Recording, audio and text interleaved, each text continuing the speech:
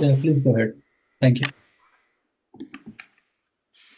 Okay, thank you. Hello everyone, welcome to our Swadhyaya challenge. Today we're gonna have our great master, the Mani Ravuri Garu. So she's coming up with another wonderful book, The Seven Spiritual Laws for Success. So we wanted success in all of our areas. So if we have something to just get and connected, so that would be great. So I would welcome Mani Garu before going to the session. My deepest pranams to Brahmarshi Pitamaha Patri sir and all of the masters who has been helping in improvising the wisdom and also in having keeping everyone together for all of these three pillars of Swadhyaya, Sajjana Sangatya, and Dhyana. Mani Garu, do you want to go ahead and give your small intro about yourself and what made you to choose this book and take us into our meditation for 10 minutes? Sure. Thank you, Pushpa Pacham garu. Yeah, I will tell first about this book. Before going into that, my immense gratitude to universe and my parents and gurus, and my pranams to Brahmarshi Pitamaha Patriji and Swarnamala Patriji. This book, Deepak Chopra, Seven Spiritual Laws of Success. This book has seven laws for getting success in the life or spiritual life or physical life, anything.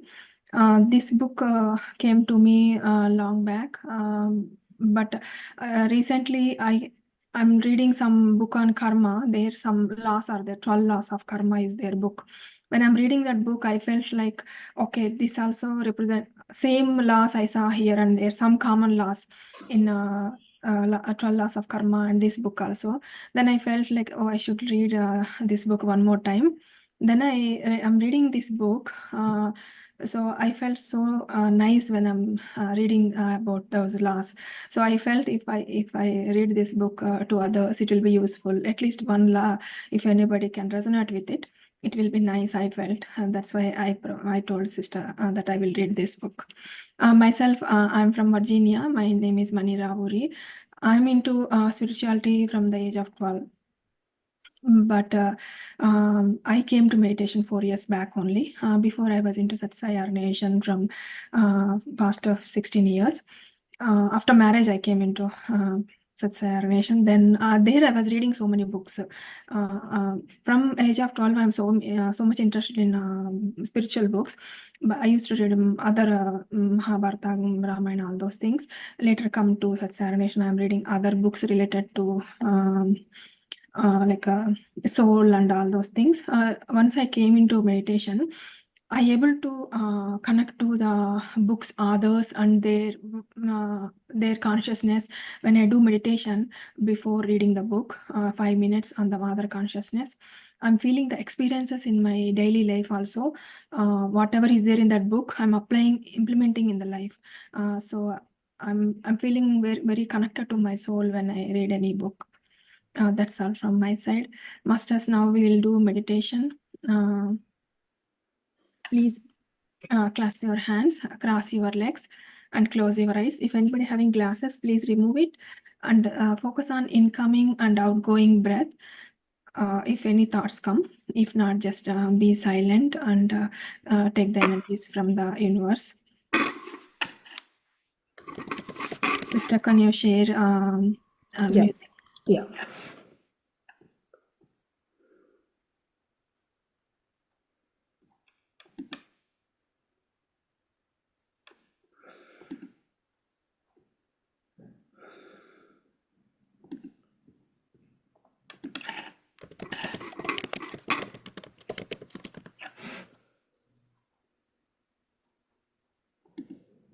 There's a point at the end of a project when you realize, but what in the world do I want in here or here on home?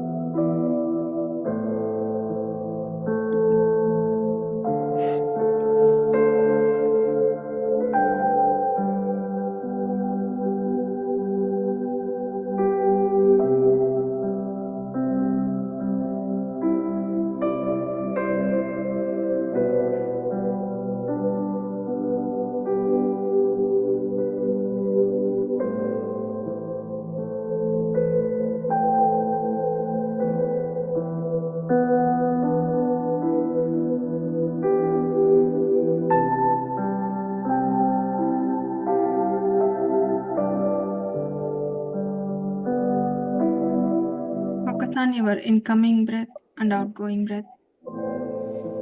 If any thought comes, don't go back after the thought. Remember that you are here to do meditation now.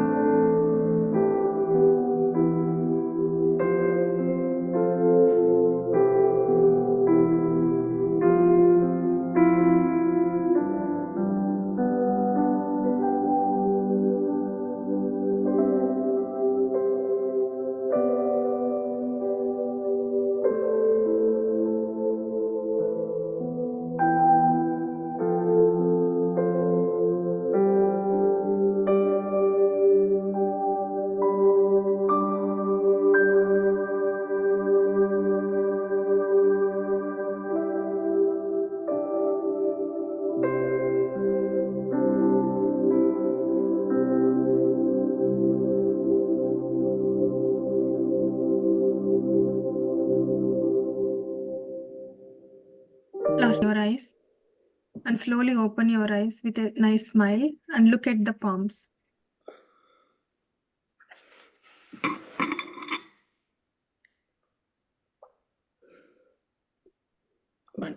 Wonderful meditation, Mani garu.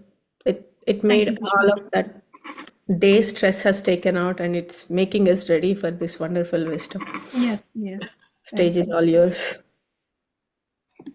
So before going into the book, I would like to know, tell some information about the author. Deepak Chopra is a world-renowned leader in the field of mind-body medicine and human potential.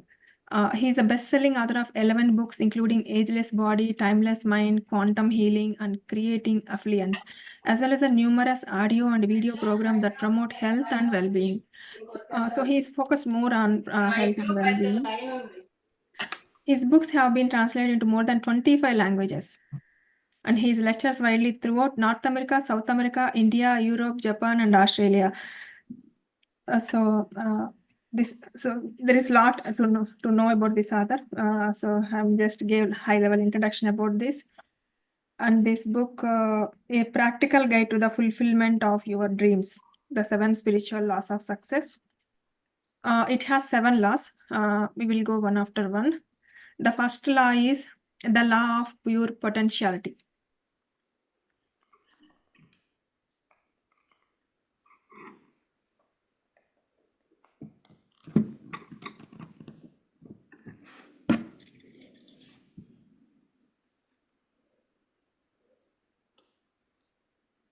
So this law tells about so it is telling us to connect to our pure potentiality, what we have inside us. So how can we apply the law of pure potentiality is, one way to access this field is through daily practice of silence, meditation, and non-judgment. So whatever is happening in front of you, don't try to judge that person, whether he's right or wrong, or labeling that person, he's always like that or like this. Just be a witness whatever is happening in front of you. Spending the time in nature also. So when you are calm in your mind, so no judgment or no labels what is happening before you, then you will be calm in your mind. There will be no thoughts inside your mind. When you start judging only, you will get thought after thought. So you have to practice everyday silence, and do everyday meditation, morning 30 minutes minimum, evening 30 minutes minimum, and spending time with nature. Then we can access what is our potential inside our soul. So what will happen is, when you do all these things, we will get infinite creativity, freedom, and bliss. So we get freedom from all the emotions, right? Look, all negative emotions. So we will be always, our mind is fully open. Like when we do all these things like meditation, silence, spending in nature. So he is telling periodically you have to withdraw from the speech. So when not needed. And also withdraw from activities like watching television sometimes in a day, like don't watch, and also activities like listening to the radio. Listening also so when you are in silent, right, we have to stop all those activities, even reading a book also. Just sit there, be there, observe the nature and observe what is going on inside you, he's telling. So every law has some 3 things to do. We can take it as a homework, that one for us. And also some more is explaining about when you are constantly evaluating. So why he's telling non-judgment is, when we are constantly evaluating wrong, good or bad, what will happen is you create a lot of turbulence in your internal dialogue. So inside dialogues will create a lot of turbulence. So this turbulence constricts the flow of energy. So that will stop the flow of energy between you and, so field of pure potentiality, maybe you can think as like a universe, right? So every time the energy will come to us from the universe.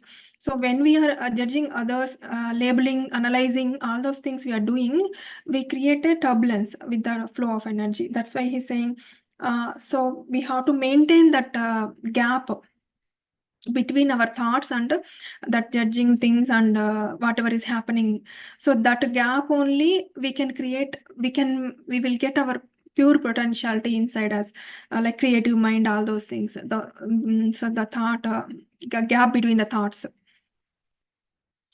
So what he is telling is do some exercise, okay, first thing is silence, meditation, non-judgment. So today I will spend like that. Today I won't judge anything. I won't judge anybody, whether they do right or wrong, like that. So we have to do some steps. So I will get in touch with field of pure potentiality by taking time each day to be silent. Okay, I will take some minutes, like 5 minutes or 2 minutes. Some minutes I'll take from my day. Every day I will be silent, just silent, to just be what you are. So at least twice a day for approximately 30 minutes meditation. He's telling silent meditation without any music, silent meditation.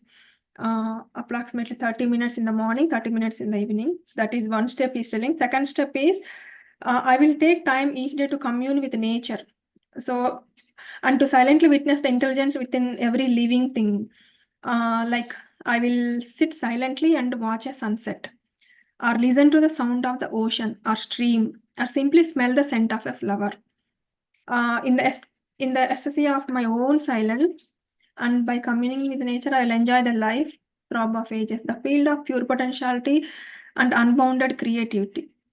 The third one he's telling is practice non-judgment. I will begin my day with the statement, today I shall judge nothing that occurs. Throughout the day, I will remind myself not to judge. So you have to remind yourself every day. So the second law is law of giving. The universe operates through dynamic exchange. Giving and receiving are different aspects of the flow of energy in the universe. And in our willingness to give that which we seek, we keep the abundance of the universe circulating in our lives. So what he's telling is, whatever we want to receive, we have to give to other person same thing. Like if we want love, then we have to love other whoever you come across. Like you have to show love to. Love in action is service. Like when you do service to others, then the same love, the same help you get for yourself also. So if you want to receive something, you have to give something. That is the law of giving. And here also we have some steps to do. If you want joy, give joy to others. If you want to love, learn to give love.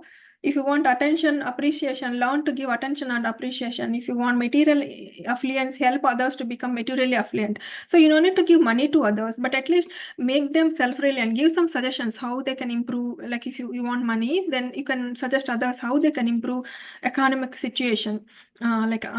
Suppose you can apply job here this way, that way. Like there's some tips. You don't need to give same money to others, but help them to be self-sufficient and stand on their own. What you want is help others get what they want. So if you want to blessed with all the good thing in life, one more thing we can do is blessing others, praying for others. So be blessed with all good things. Learn to silently bless everyone with all the good things in life. So if you bless others, you will also blessed by the universe, same things. And that's why we have prayers like Samasta Loka Sukhino Bhavantu, or may peace comes to all, like that prayers, right? So in that we are blessing others to have some good things. The same good things will come to our life. So here internally he's telling the importance of the prayers here. And also no need to do big things, like just give a flower, some compliment to other person. So he's telling it doesn't have to be the form of, so giving things is not only in the form of material things. It could be a flower, compliment, or a prayer. Or other thing is gift of caring, like you care for somebody, like if they need your help, like they're sick, or they need any advice. Like if you go to post office, some elders don't know what to do, like you can care for others and give your attention to others, affection also, appreciation also, and love also. So these are the most precious gifts you can give to others. So giving to others, we always think money, right? So we have so many things that we can give to others. Silently send them a blessing. If you see any person like they need blessings, silently send them a blessing. Wish them happiness and joy and laughter. So nothing, we are not losing anything, right? By wishing others, you be happy, you be joyful, you be always smiling. We are not losing anything. We can do this kind of silent giving. This is called silent giving. So blessing others is called silent giving. This is very powerful, he's telling. We lack nothing because our essential nature is one of pure potentiality and infinite possibilities. So we are having everything, but only the thing is not coming to us, means we are not giving to others. So the 3 steps here in this law, what he's telling is to do wherever I go. So whoever I encounter, I will bring them a gift. So he is in the childhood, he used to do like that. whoever home he visited, he won't go empty-handed. Something, even our elders also tell, right? If you go to somebody's house, take at least fruits or some, if kids are there, some chocolates to them, like that. So I will give something to everyone I come into contact with, and so I will begin the process of circulating joy.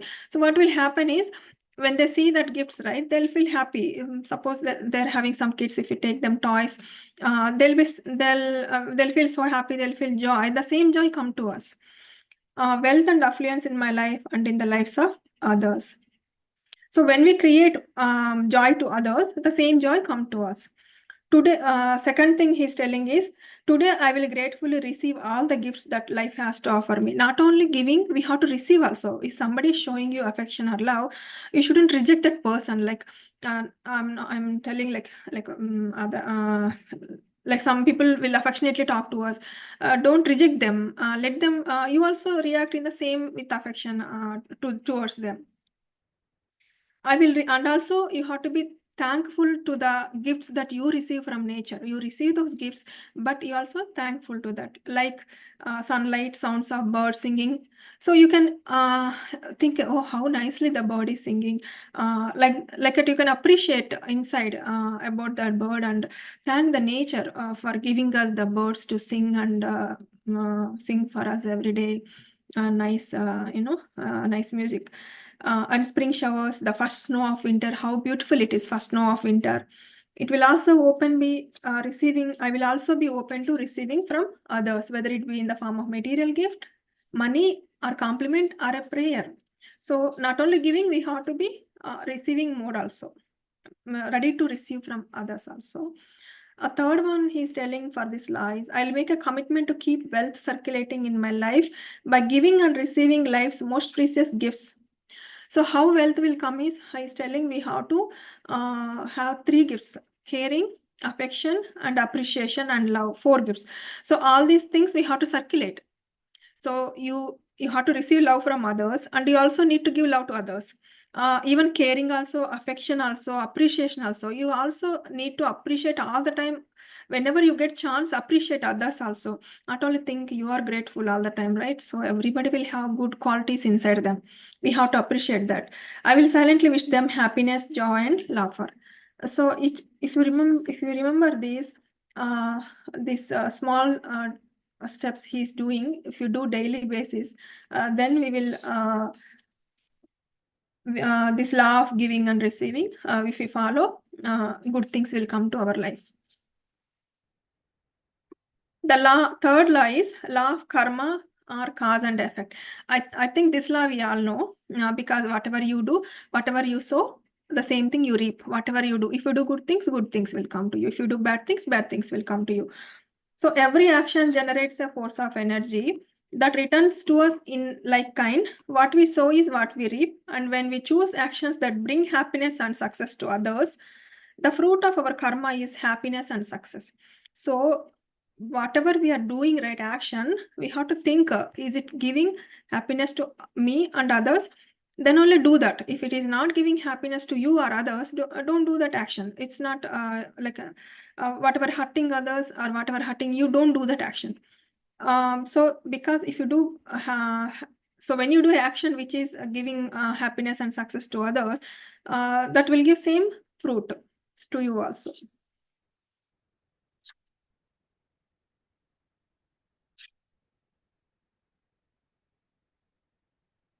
Karma is both action and consequence of the action. The third spiritual law of success is the law of karma. So it is cause and effect simultaneously, because every action generates a force of energy that returns to us in like kind. So if we hurt somebody, you have to remember, definitely the same hurt will come to you one day, but not on the same day. One day it will come to you. So we have to be very careful when we are doing anything to others.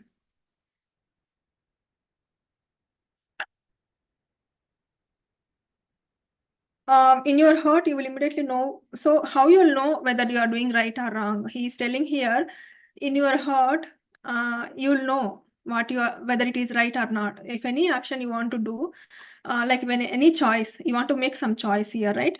So ask yourself 2 things.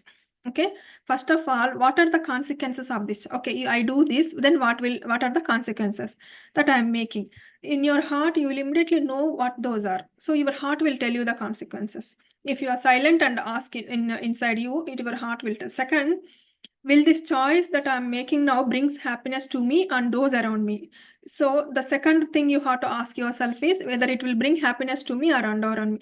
If the answer is yes, then go ahead with the choice. If the answer is no, if that choice brings distress to either to you or those around you, then don't make that choice. So before doing any choice, we have to ask inside us, our heart and our even our body also will give you answers. Like it will. So suppose at the moment you consciously make a choice, pay attention to your body.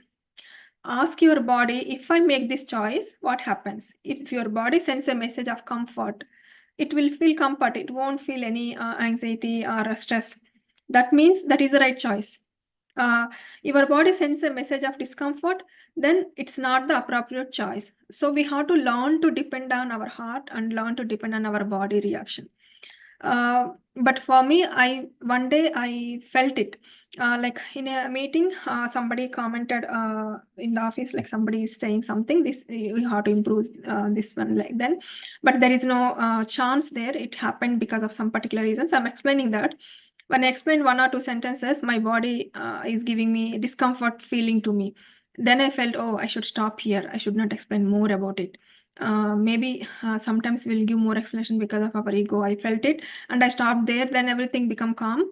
Later that person told Mani, I was in the wrong assumption. You did a good job. You're a best lead, like that. So that day my body signaled me to stop. That's why I got that compliment from her. If I didn't stop, if I continue on arguing or explaining more why I did this, it might put in me in a like a negative situation in front of other person. But that day it saved me. That's why I'm relating. Your body definitely will help you when you are doing wrong things. Like it will show you symptom of discomfort.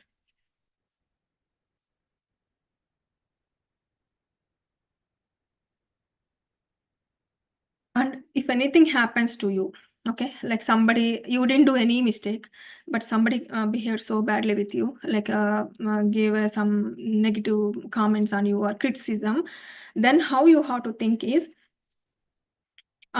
you can do the second thing you can do is transmute or transform your karma to more desirable experience.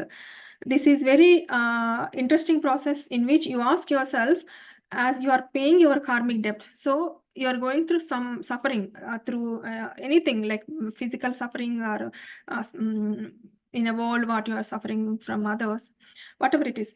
So you have to ask yourself, what can I learn from this experience? What is this? Why is this happening to me? And what is the message that the universe is giving to me? So what is giving to me? Sometimes I felt it when I'm attached to too much on something, I will get like that. I will get bad things from, see, where I attach too much and I do more than needed, then I will get some negative comment from other person. Even in the family also, if I'm too much attached to that person and too much I want them to be happy, by forgetting that nobody cannot make other person happy, they have to be happy themselves, right? So I get something from other person, like some difficult situation. Then when I used to sit in the meditation and see why it is happening, because the pain is coming because I'm too much attached to it. I'm overdoing it, so I'm not in my limits. So this also I felt it once. So everybody can do this. We just need to sit there and what can I learn from this, and why this is happening to me, what universe is giving to me, what message it is giving to me, why this bad thing is happening, how can I make this experience useful to my fellow beings.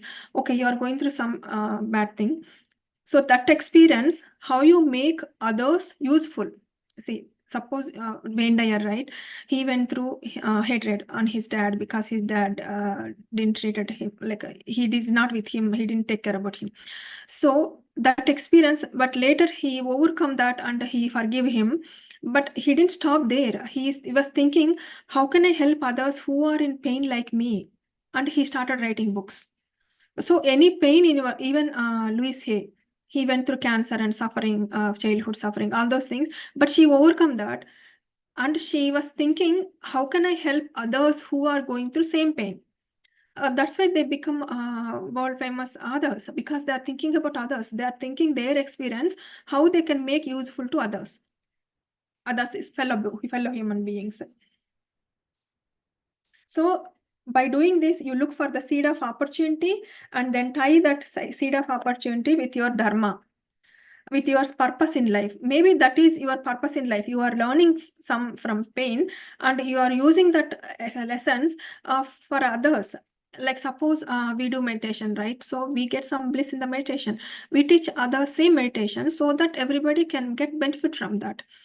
Even Patriji did the same thing. He felt so happy when he did meditation Anapanasati. So he want to make others who are suffering with Maya, ignorance, he want to teach them also so that they also get the same bliss. The third way to deal with karma is to transcend it. The transcend karma is to become independent of it. The way to transcend karma is to keep experiencing the gap, the self, the spirit. It's like washing a dirty piece of cloth in a stream of water. So every time you wash cloth, right, it will remove the dirt, right? So same thing. So this, how you will do this is meditation. So when you sit in meditation, you will create the gap with that experience. Then you will go into the self and spirit. That's how you will come out of the karma. So the operational software of your soul is karma, memory, and desire. All actions are karmic episodes. So here, three things again he's telling. You can think every day. Today, I will witness the choices I make in each moment. So you are telling to yourself, I will witness my choices. I will bring them to my conscious awareness. I'll know that the best way to prepare for any moment, in the future. So to be fully conscious in the present. So we are fully conscious in the present. Like any choice we are doing, we are talking, we are doing anything, if you are conscious, then we make our own future nicely. That's what he's telling here. Second thing is, whenever I make a choice, I'll ask myself two things: what are consequences, and bring fulfillment, happiness to me and also others. Like third one is, I will ask my heart for guidance and be guided by its message of comfort or discomfort. If the choice feels comfortable, I'll plunge ahead with abandon. If the choice feels uncomfortable, I'll pause and see the consequences of my action with my inner vision. So you have to go deep inside. When your heart is discomfort, you have to go deep inside and see why it is discomfort, why it has discomfort inside you. This guidance will enable me to make spontaneously correct choices for myself and for all those around me. Now the fourth law, the law of least effort. Nature's intelligence functions with effortless ease, with carefreeness, harmony, and love. So when we go according to the nature, everything we do with least effort. Like if you want to swim against the current, right, you have to put more effort. But if you are going along the flow of the river, you no need to put more effort to swim. Same thing is this law. So what are the forces of nature is harmony, joy, love. We create success and good fortune with effortless ease. So when we have inside us harmony, joy, and love, we do everything with ease. But when we have other things, everything will become difficult for us. The fourth spiritual law of success is the law of least effort. This is the principle of least action, no resistance. So we shouldn't resist to anything, what is happening around us. This is therefore the principle of harmony and love. So he's telling some other name for this is principle of harmony and love. So we have to be in harmony with the nature and people around us, and we love everyone. So least effort is expended when your actions are motivated by love, because nature is held together by the energy of love. When you seek power, control, over other people, you waste energy. So this, I felt it, we should remember every day. When we seek power over others, when we try to control others, then we waste our energy, because we cannot control things, we cannot get power over others, right? So we were wasting our energy there if we think like that. If we seek money or power for the sake of ego also, we are spending our energy there. So, and also we spend energy by chasing the illusion of happiness. Instead of enjoying happiness in the moment, we think, okay, if I do this, I will be happy.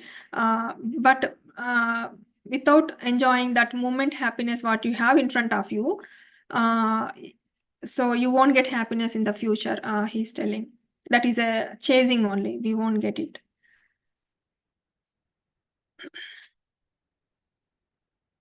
There are three components to the last law of least effort. The three things you can do, put this principle is do less and accomplish more into action. The first component is acceptance.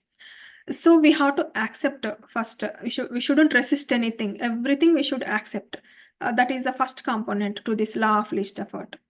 Acceptance simply means that you make commitment. Today, I will accept people, situations, circumstances, and events as they occur. So even if something is delayed, it's okay. If somebody didn't show up, it's okay. Everything is acceptance. Everything happens for a reason. We have to think like that. Okay, today this didn't happen. Then don't feel bad for that. This means I will know that this moment is as it should be. So, because the whole universe is as it should be.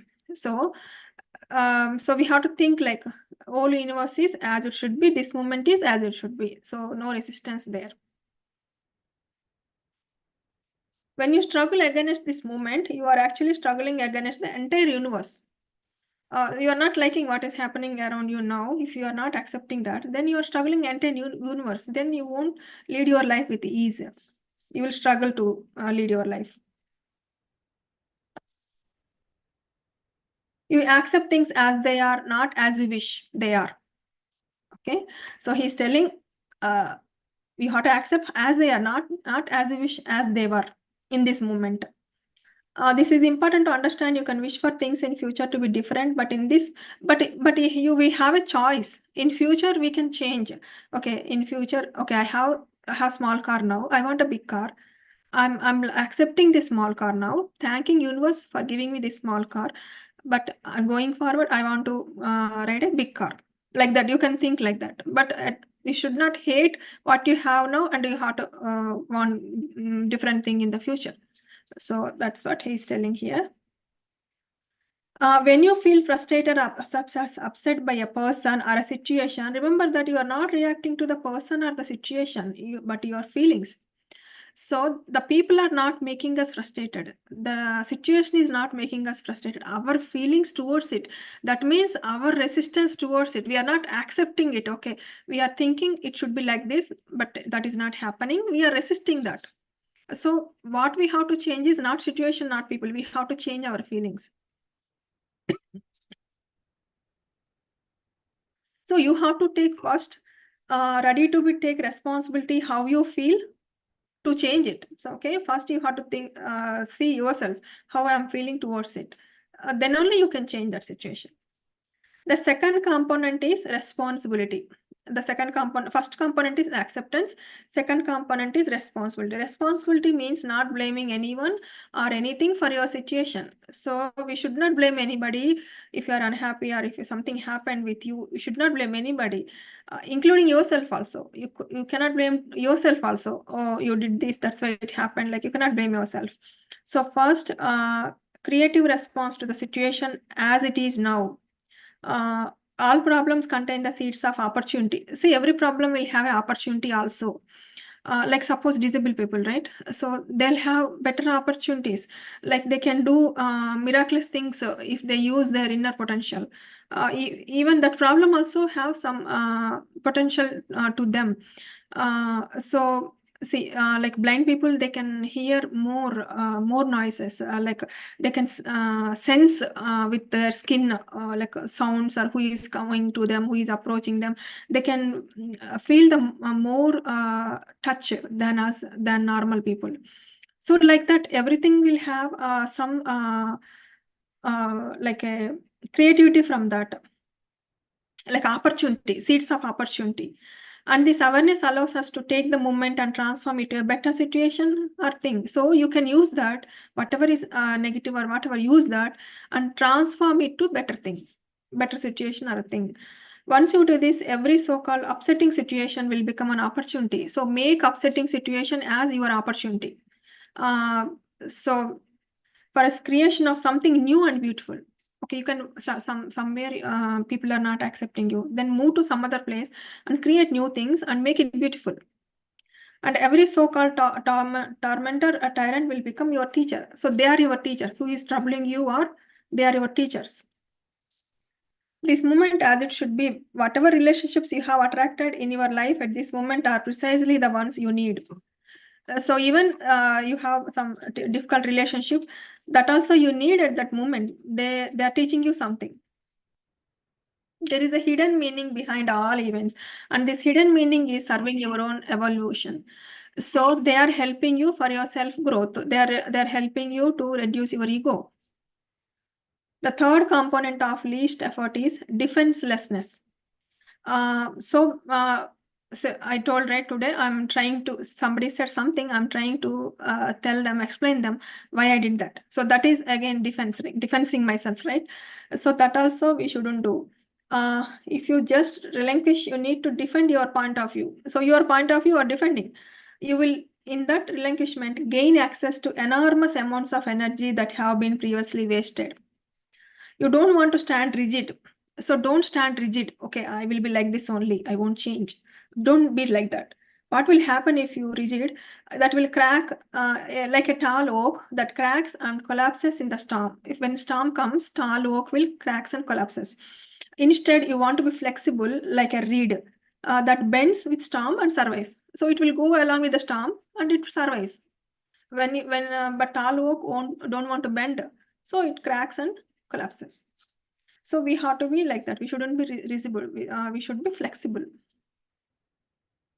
When you have no point to defend, you do not allow the birth of an argument. So you don't have anything to defend and you don't have points to defend. Don't go into arguments. If you do this consistently, you stop fighting and resisting. You will fully experience the present, which is a gift. The past is a history, the future is a mystery, and this moment is a gift. This is why moment is called the presence. So here also he's telling 3 things you can do in a day. First thing you can say yourself is, I'll practice acceptance today. I'll accept people and situations, circumstances, events as they occur. I will know at this moment as it is should be, because the whole universe is as it should be. Second thing he's telling is having accepted things as they are, I will take responsibility for my situation and for all those events I see as problems. I know that taking responsibility means not blaming anyone or including myself. Third thing, today my awareness will remain established in defenselessness. I will relinquish the need to defend my point of view. I'll feel no need to convince or persuade others to accept my point of view. So we always try to get approval of others. This we should stop it. Why we need approval of others?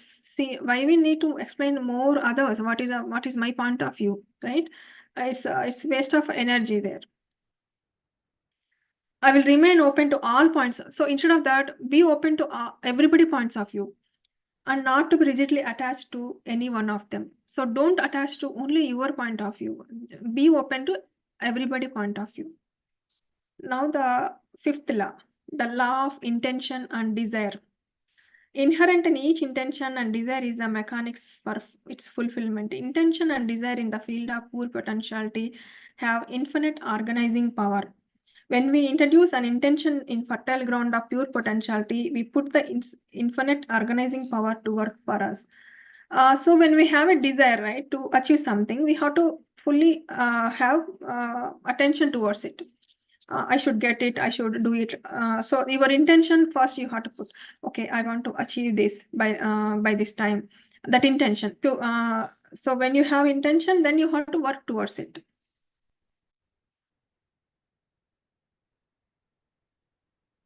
In the scheme of nature, everything correlates and connects with everything else. Nature is a symphony. A single cell in the human body is doing about 6 trillion things per second.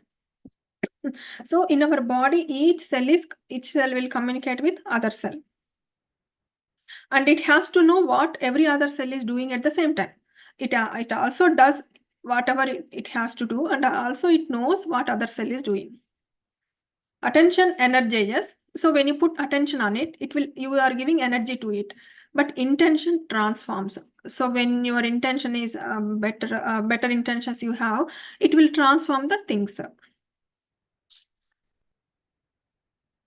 Intention combined with detachment leads to life-centered present moment awareness.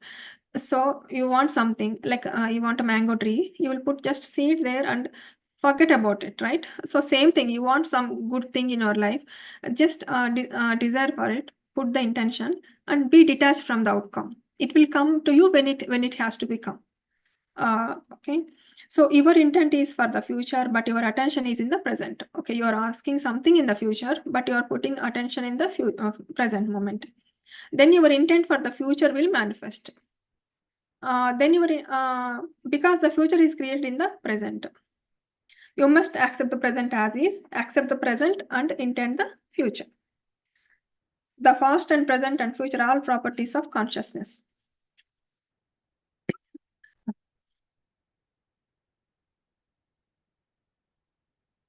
So here he's telling 5 things. When you follow 5 steps for fulfilling your desires, intention generates its own power. First step is slip into the gap. Gap is like meditation, thoughtlessness.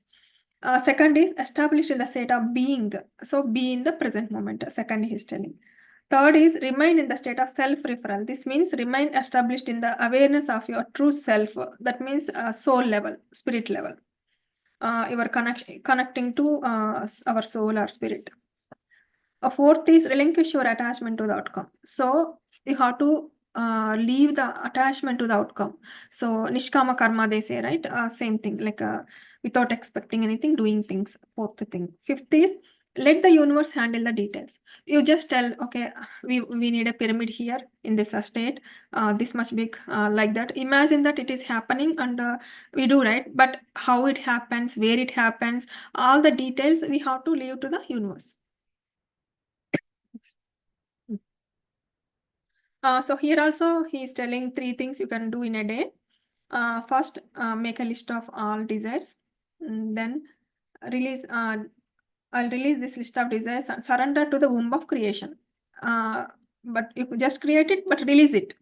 And surrender to the desires to creation, womb of creation, like God.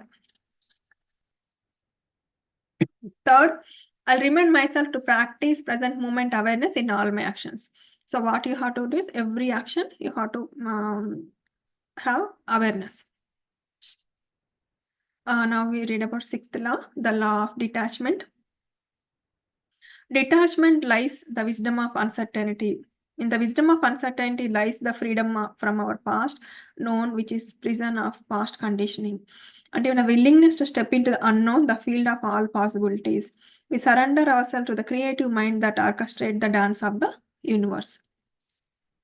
So in this we have to be detached from everything, like how it will be tomorrow our day. We will imagine, right? Okay, I do this 7 o'clock, I do this 8 o'clock, I do this 12 o'clock, like that. But don't do like that. So tomorrow something is going to happen, new thing is going to happen. Like a small kid, you have to be excited for that. So if something not happening according to you plan, you have to be happy for that because you are going to different path, right? So you are going to experience new things. You shouldn't be upset about it. The law of detachment says that in order to acquire anything in the physical universe, you have to relinquish your attachment towards it. So if you know everything ahead, there won't be surprise. Say surprise if you give to others, they'll feel happy. Same thing, we also ready to accept the surprises in the life. Don't plan too much, what will have about the future or tomorrow or anything. Be detached from it. Enjoy that surprises also. Only from detached involvement can one have joy and laughter. So when you are involving in some action, also you have to detach from that. Then only you will have joy and laughter from that action.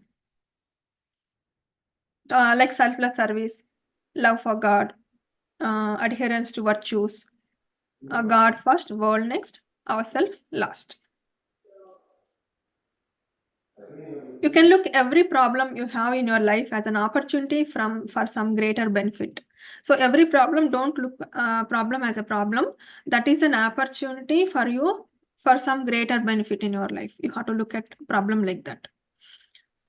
And three things, as he's telling for every law, he's telling you have to think. Today, I will commit myself to detachment. I will allow myself and those around me the freedom to be as they are. So we shouldn't interfere in other people's life. We have to allow them as they are, right? I will not rigidly impose my ideas, how things should be on others. I will not force solutions on problems, creating new problems. If you forcefully give solutions to the problems, it will create some more problems. I'll participate in everything with detached involvement. You have to be there, but also you have to be detached, either in relationship or in work or anything. You cannot completely run like a sannyasi. They say, right? They'll escape away from everything. Some people don't want to do anything. They want to be idle. It's not like that. You have to do that work, but you have to be detached from that. Mani garu, sorry to Yeah. interrupt. Sorry, and it's over, right? No problem. Like another session. I able to complete only 6 laws, and only 1 law is there.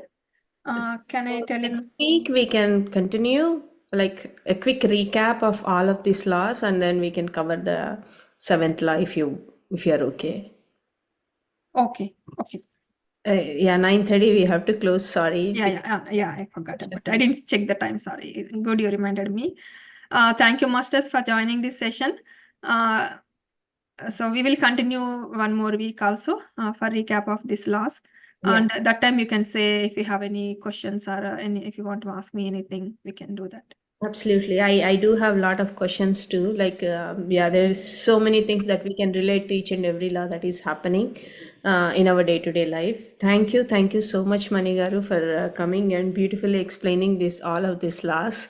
Thank you, everyone. Let's meet next week for the part 2. Thank you, PSSMUSA team, for giving me this opportunity. Thank you, masters. Thank you, Masters. Bye-bye.